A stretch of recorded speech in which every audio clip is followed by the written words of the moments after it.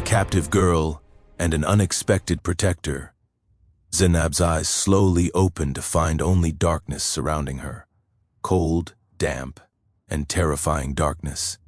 Her hands were bound with ropes, and she could hear the sound of chains on her feet. Where was she? How did this happen? Memories were flooding through her mind. She was traveling from her village to the city to get medicine for her sick mother. Some people on the way had offered to help her. She was an innocent and kind-hearted girl. How could she know these people were human smugglers? By the time she realized, it was too late. Now she was here, in some dark basement, where not even a weak ray of light could reach. Zainab was only 18 years old. She taught children in her village and cherished her dreams. Her dream was to one day become a great teacher and provide education to all the girls in her village. But now, this dream seemed to be slipping through her fingers like sand. She began to cry, but then composed herself. No, she had to stay strong. For her mother, for her dreams, for her life. She remembered her father's last advice before he passed away. Daughter, no matter what difficulties come in life, never lose courage. Allah sends a way out with every difficulty. 2 days had passed. Zainab received only a little water and stale bread once a day. She had learned that she was going to be sold to another country. She had also heard the voices of other girls who were imprisoned just like her. Some were crying, some were silent, perhaps having lost hope.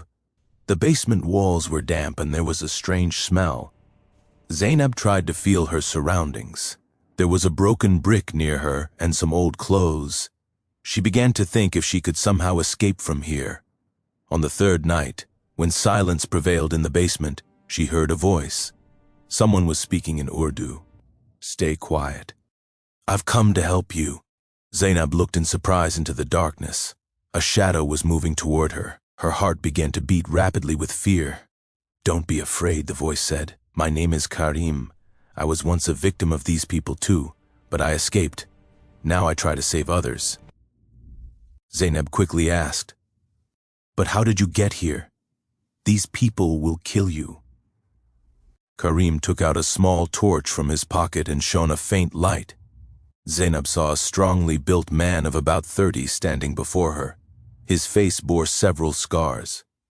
I know it's dangerous, but I couldn't save my sister. That's why now I save as many girls as I can. A spark of hope lit up in Zainab's eyes. Can you really get me out of here?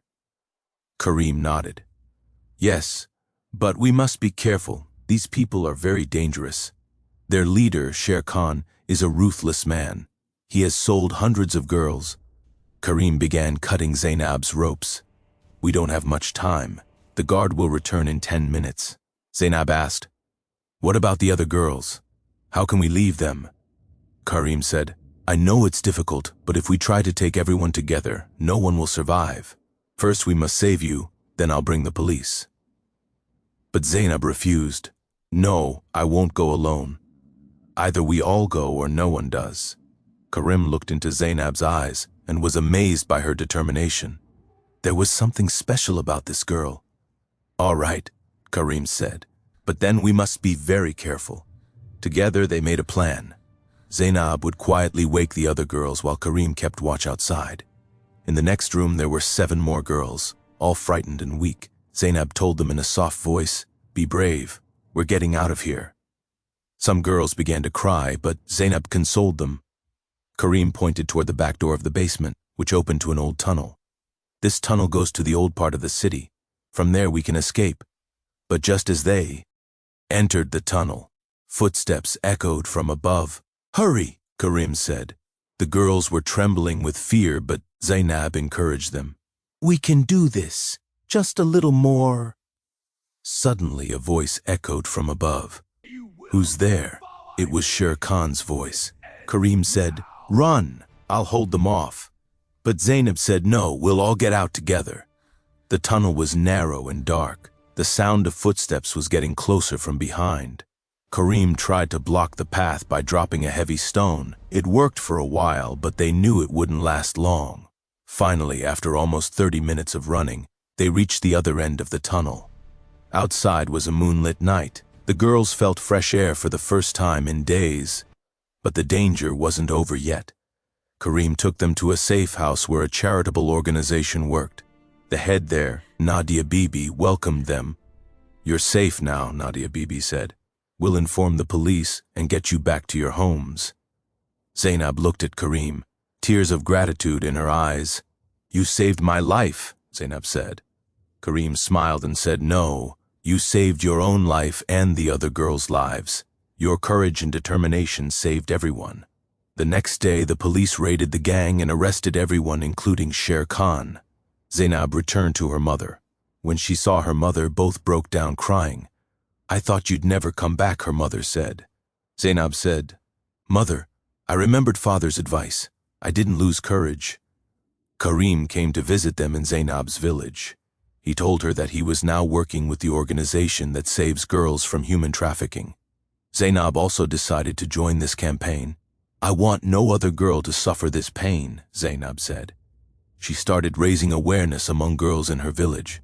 She taught them how to be careful with strangers and how to get help in difficult situations. Karim and Zainab's unexpected friends. HIP turned into a strong bond. Together they saved many girls and reunited them with their families. Zainab's dream came true.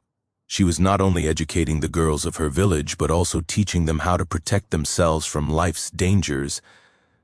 This story teaches us that hope never dies, and sometimes help comes from the most unexpected places.